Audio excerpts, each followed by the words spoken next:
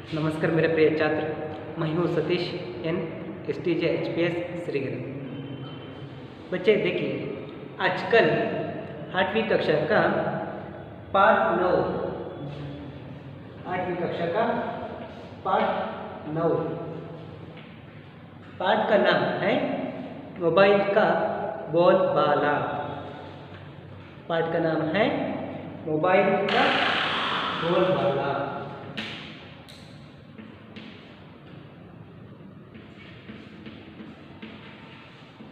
Mobile का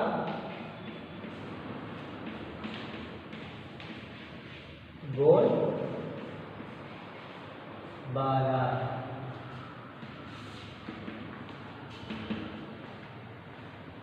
पाठ का नाम है मोबाइल का बोलबाला। पाठ का लेखिका का नाम है सुरेखा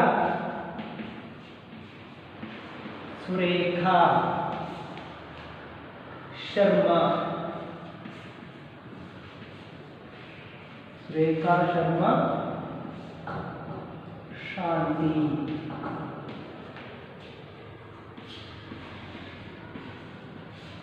लेखिका का नाम है सुरेखा शर्मा शांति। पहला कवि परिचय। बच्चे आप लोग पेज नंबर 67 देखिए, लेखिका का परिचय। लेखिका सुरेखा शर्मा शांति जी का जन्म 11 अगस्त 1956 में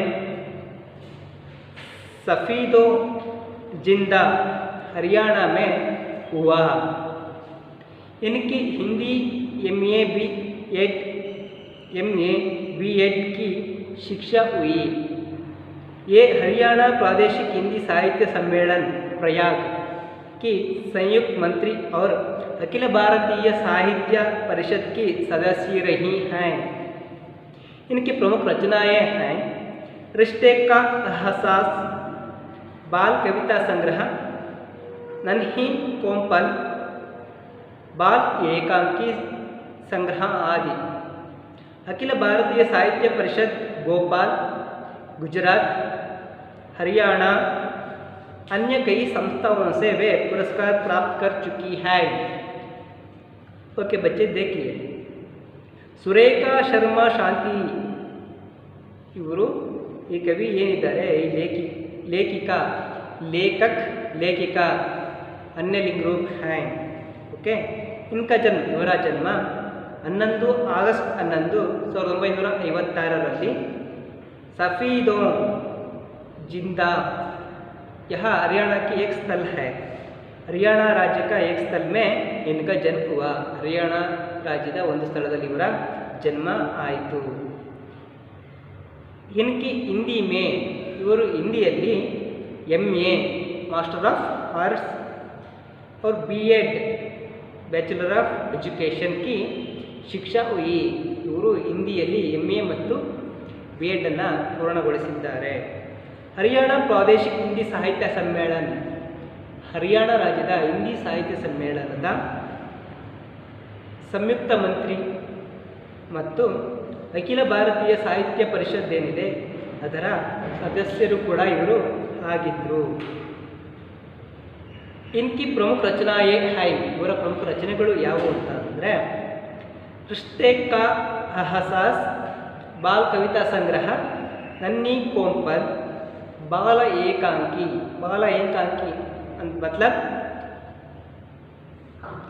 ಶಿಶು ನಾಟಕಗಳು ಅಥವಾ ಶಿಶು ನಾಟಕ ಸಂಗ್ರಹ ಮುಂತಾದವು।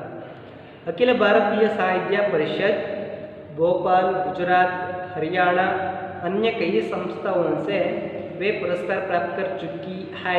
इವರು भोपाल, गुजरात, हरियाण ಹೀಗೆ अन्य ಅಂದರೆ ಹಲವಾರು ಸಂಸ್ಥೆಗಳಿಂದ ಹಲವಾರು ಪುರಸ್ಕಾರಗಳಿಗೆ ಇವರು ಪ್ರಾಪ್ತರಾಗಿದ್ದಾರೆ। ಅಂದರೆ ಇವರಿಗೆ ಹಲವಾರು ಸಂಸ್ಥೆಗಳು ಏನು ಮಾಡಿದ್ದಾವೆ, ಪುರಸ್ಕಾರವನ್ನು ನೀಡಿದ್ದಾವೆ। ಮಕ್ಕಳೇ, ಪಾಠವನ್ನು ಒಂದು ಬಾರಿ ನಾನು ಓದ್ತೀನಿ। ಸ್ವಲ್ಪ ಗಮನ ಬಿಟ್ಟು ನೋಡಿ. बहुत दिनों से ड्राइंग रूम के कोने पर पड़ा पड़ा टेलीफोन बोर हो रही है. उसे अब अपनी जिंदगी खत्म होती लग रही थी. सदियों से उसका एक छत्र राजा था, पर आज वह बहुत उदास है. अब उसे कोई नहीं पूछता, ना ही उससे कोई फोन करता है. तभी मिस्टर शर्मा ने आकर अपना मोबाइल उसके पास रख दिया. टेलीफोन, आप लोग टेलीफोन को जानते हैं.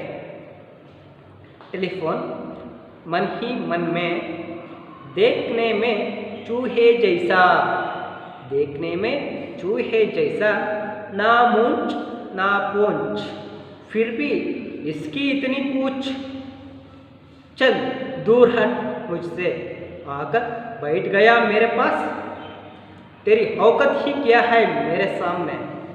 मोबाइल चौंक करके देखते हुए, क्या हुआ भाई, मैंने तो तुम्हें कुछ कहा भी नहीं, तो गुस्सा क्यों हो रहे हो.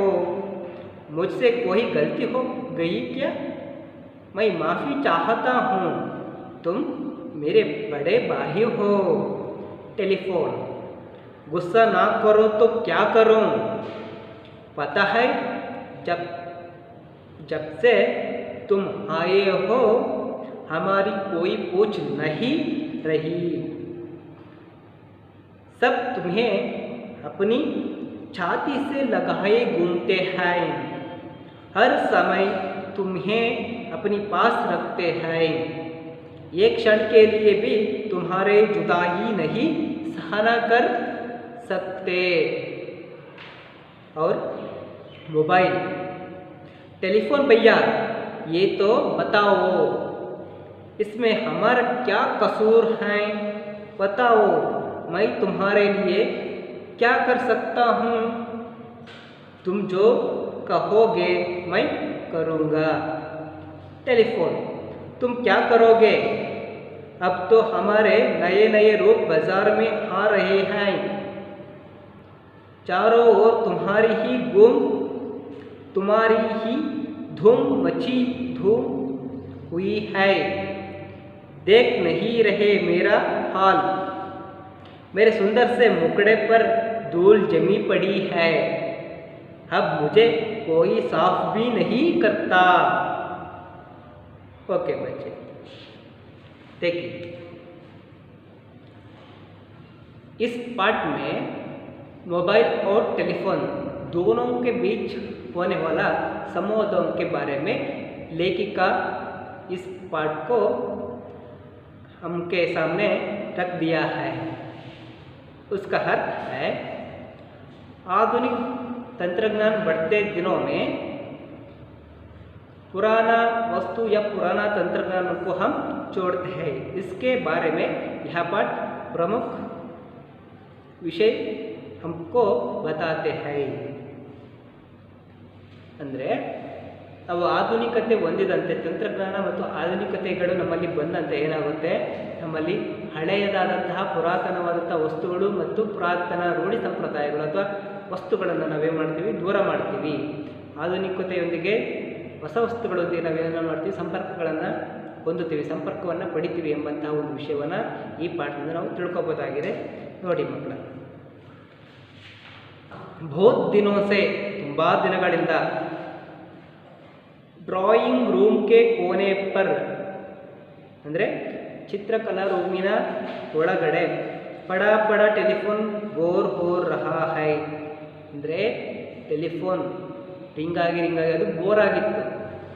ಇಲ್ಲಿ ಡ್ರಾಯಿಂಗ್ ರೂಮಿನ ಒಳಗಡೆಯಲ್ಲಿ उसे अब अपनी ज़िंदगी ख़त्म होती लग रही थी. अब का अर्थ है ಈಗ ಏನಾಗಿದೆ, अपनी ज़िंदगी, ಆ ಟೆಲಿಫೋನಿನ ಜಿಂದಗಿ का अर्थ है ಜೀವನ, ಖತಮ್ ಹೋತಿ ಹೈ ಅಂದರೆ ಮುಗಿಲಿಕ್ಕೆ ಬಂದಿದೆ. सदियों से उसका एक चित्र राजा था, ಸದಿಯೋ ಸೆ ಅಂದರೆ ತುಂಬ ದಿನಗಳಿಂದ, ಹಲವಾರು ವರ್ಷಗಳಿಂದ, ಅದರ ಏನದು ಹಲವಾರು ಶತಮಾನಗಳಿಂದ, ಹಲವಾರು ವರ್ಷಗಳ ಹಿಂದೆ ಟೆಲಿಫೋನ್ ಅಂತಕ್ಕಂಥದ್ದು ರಾಜನಾಗಿ ಮೆರೆದಿತ್ತು ಅಲ್ವಾ. ಪರ್ ಆಜ್ ಆದರೆ ಇಂದು ವಹ ಬಹುತ್ ಉದಾಸ್ ಹೈ, ವಹ ಬಹುತ್ ಉದಾಸ್ ಹೈ ಏನಾಗಿದೆ, ತುಂಬ ಉದಾಸ್ ಆಗಿದೆ.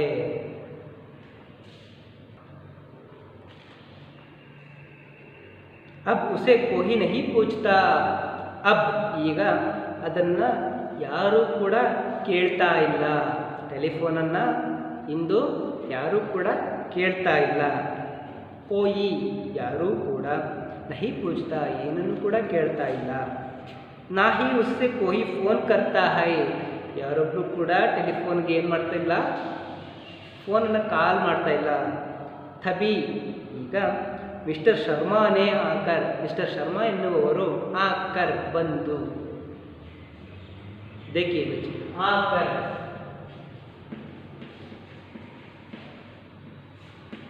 ಬಂದು, ಶರ್ಮಾ ಎನ್ನುವವರು ಬಂದು ಅಪನ ಮೊಬೈಲ್ ಉಸ್ಕೆ ಪಾಸ್ ರಖ್ ದಿಯಾ, ತನ್ನ ಮೊಬೈಲನ್ನು ಅದರ ಪಕ್ಕದಲ್ಲಿ ಏನು ಮಾಡ್ತಾರೆ, ಇಡ್ತಾ ಇದ್ದಾರೆ. ರಖ್ ದಿಯಾ ಇಡು, ರಖ್ ಇಡು. ಟೆಲಿಫೋನ್ ದೇಖಿಯೇ ಏ ಹೈ ಟೆಲಿಫೋನ್, ಇದನ್ನು ನಾವು ಟೆಲಿಫೋನ್ ಅಂತ ಹೇಳಿ ಕರಿತೀವಿ. ಅಂದರೆ ಮೊಬೈಲ್ ಫೋನ್ ಬರೋದಕ್ಕಿಂತ ಮೊದಲು ಬೆಳಕಲ್ಲಿದ್ದಂತಹ ಒಂದು ಸಂಪರ್ಕ ಸಾಧನ ಯಾವುದು, ಇದು ಟೆಲಿಫೋನ್.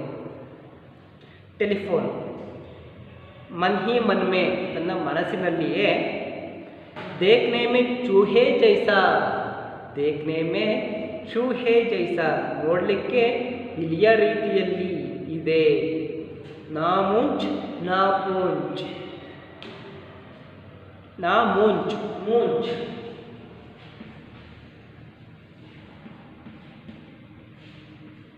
मूंछ का अर्थ है मीसे,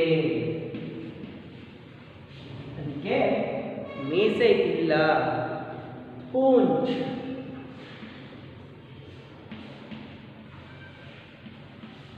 ಬಾಲ, ಮೀಸೆನೂ ಇಲ್ಲ ಬಾಲನೂ ಇಲ್ಲ. ಯಾವುದಕ್ಕೆ, ಮೊಬೈಲ್ಗೆ. ನಾಮುಂಚ್ ನಾಪುಂಚ್, ಮೀಸೆನೂ ಇಲ್ಲ ಬಾಲನೂ ಇಲ್ಲ. ಫಿರ್ ಬಿ ಆದರೂ ಕೂಡ, ಇಸ್ಕಿ ಇತನಿ ಪೂಂಚ ಆದರೂ ಎಷ್ಟೊಂದು ಮಾತು. ಛಲ್ ನಡೆ, ದೂರ ಹಟ್ ಮುಜ್ಸೆ ನನ್ನಿಂದ ದೂರ ಹೋಗು. ಆಕರ್ ಬೈಟ್ ಗಯಾ ಮೇರೆ ಪಾಸ್, ಆಕರ್ ಬೈಟ್ ಗಯಾ ಮೇರೆ ಪಾಸ್ ನೀನು ನನ್ನ ಬಳಿ ಬಂದು ಕೂರ್ತಾ ಇದೀಯಾ. ಆಕರ್ ಬಂದು, ಬೈಟ್ ಗಯಾ ಕೂರು, ಬೈಟ್ ಕೂರು, ಮೇರೆ ಪಾಸ್ ನನ್ನ ಬಳಿ ಬಂದು ಕೂರ್ತಾ ಇದೆಯಾ. ಮೇರೆ ಪಾಸ್ ನನ್ನ ಬಳಿ.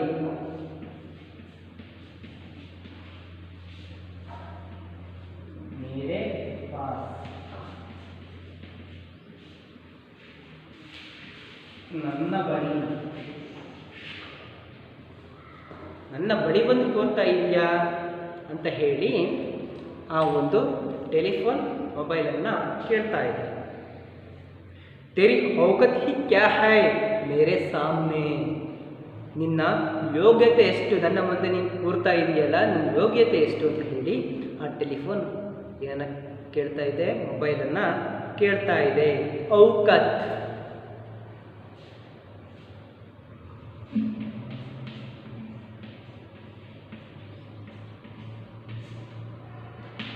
ಯೋಗ್ಯತಾ,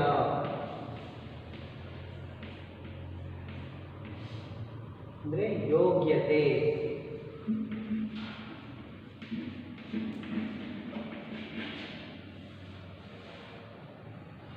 ಇನ್ನು ಯೋಗ್ಯತೆ ಎಷ್ಟು ಅಂತ ಹೇಳಿ ಆ ಟೆಲಿಫೋನ್ ಮೊಬೈಲನ್ನು ಕೇಳ್ತಾ ಇದೆ. ಸಾಮ್ನೆ ಎದುರು, ಸಾಮ್ನೆ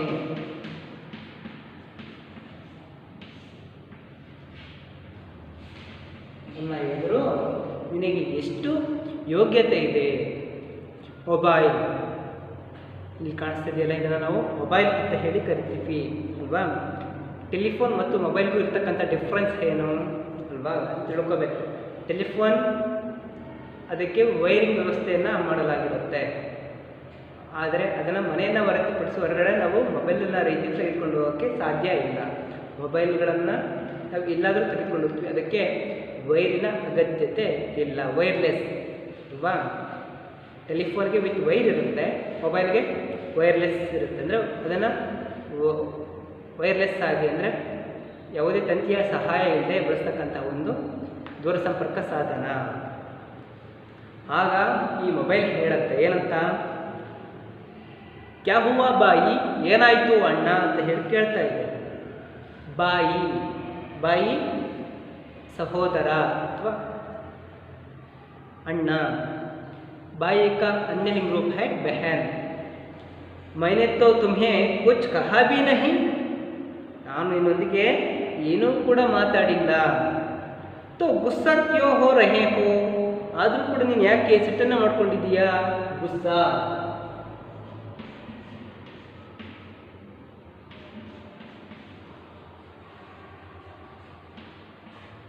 गुस्सा, क्रोध. ಆದರೂ ಕೂಡ ನೀನು ಯಾಕೆ ನನ್ನ ಮೇಲೆ ಸಿಟ್ಟನ್ನು ಮಾಡ್ಕೊಂಡಿದ್ದೀಯಾ ಅಂತ ಹೇಳಿ ಆ ಮೊಬೈಲ್ ಏನು ಮಾಡ್ತಾ ಇದೆ, ಟೆಲಿಫೋನನ್ನು ಕೇಳ್ತಾ ಇದೆ.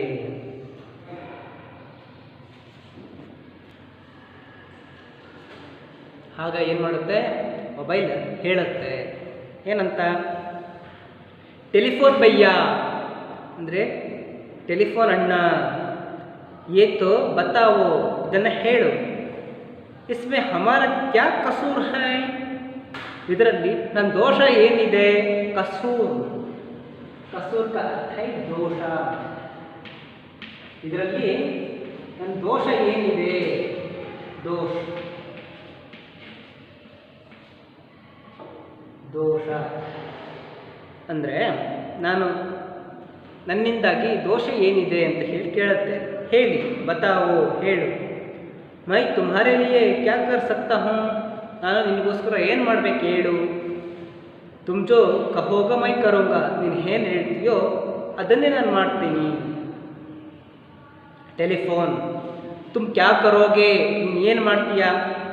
ಅಬ್ ತೋ ತುಮ್ಹಾರೆ ನಯೇ ನಯೇ ರೂಪ್ ಬಜಾರ್ ಮೇ ಆ ರಹೇ ಹೈ, ಇವತ್ತು ತುಮಾರೆ ನಿನ್ನ, ನಯೇ ನಯೇ ರೂಪ್ ಹೊಸ ಹೊಸವಾದಂತಹ ರೂಪ ಅಂದರೆ ವಿವಿಧ ರೀತಿಯಲ್ಲಿರ್ತಕ್ಕಂತಹ ಒಂದು ಮೊಬೈಲ್ ಏನಾಗಿದೆ, ಬಾಜಾರ್ ಮೇ ಆ ರಹೇ ಹೈ, ಮಾರ್ಕೆಟ್ನಲ್ಲಿ ಬಂದಿದೆ. ಬಾಜಾರ್ ಮಾರ್ಕೆಟ್.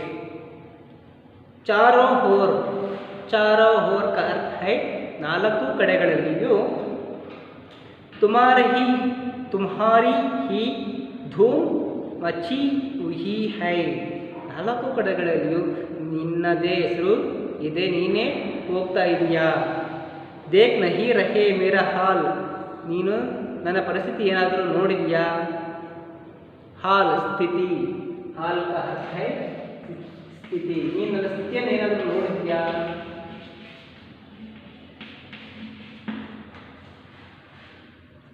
ದೇಖ್ ನಹಿ ರಹೇ ಮೇರಾ ಹಾಲ್, ನೀನು ನನ್ನ ಸ್ಥಿತಿಯನ್ನು ನೋಡಿಲ್ವಾ? ಮೇರೆ ಸುಂದರ್ ಸೆ ಮುಕಡೆ ಪರ್ ಧೂಲ್ ಜಮಿ ಪಡಿ ಹೈ, ನನ್ನ ಸುಂದರವಾದ ಮುಖದಲ್ಲಿ ಮುಕಡೆ, ಮುಕಡೆ ಮುಕಡೆ का अर्थ है मुख, चेहरा.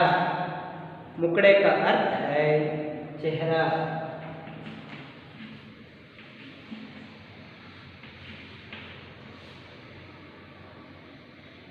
ಈ ನನ್ನ ಸುಂದರವಾದ ಮುಖದ ಮೇಲೆ ಏನಾಗಿದೆ? ಧೂಳು ಬಂದು ಕೂತಿದೆ. ಧೂಳ್ ಅಂದರೆ ಕಸ ಬಂದು ಕೂತಿದೆ. अब मुझे कोई साफ भी नहीं करता, आज मुझे कोई साफ भी नहीं करता, ಇಂದು ಯಾರೂ ಕೂಡ ನನ್ನನ್ನು ಸ್ವಚ್ಛ ಮಾಡ್ತಾ ಇಲ್ಲ, ಸಾಫ್ ಶುದ್ಧಗೊಳಿಸ್ತಾ ಇಲ್ಲ. ಸಾಫ್ का अर्थ है ಸ್ವಚ್ಛ ಅಥವಾ ಶುದ್ಧ. ಏನು ಮಾಡ್ತಾ ಇಲ್ಲ? ಯಾರೂ ಕೂಡ ನನ್ನನ್ನು ಸ್ವಚ್ಛಗೊಳಿಸ್ತಾ ಇಲ್ಲ ಅಂತ ಹೇಳಿ ಹೇಳ್ತಾ ಇದೆ. ಸಾಫ್, ಸ್ವಚ್ಛ ಯಾ ಶುದ್ಧ. ಏನು ಮಾಡ್ತಾ ಇಲ್ಲ? ಯಾರೊಬ್ಬರು ಕೂಡ ನನ್ನನ್ನು ಶುದ್ಧ ಮಾಡ್ತಾ ಇಲ್ಲ ಎನ್ನುವಂತಹ ಒಂದು ಮಾತನ್ನು ಯಾರು ಹೇಳ್ತಾ ಇದ್ದಾರೆ? ಆ ಒಂದು ಟೆಲಿಫೋನ್ ಮೊಬೈಲ್ಗೆ ಮೊಬೈಲ್ಗೆ ತಿಳಿಸಿ ಹೇಳ್ತಾ ಇದೆ.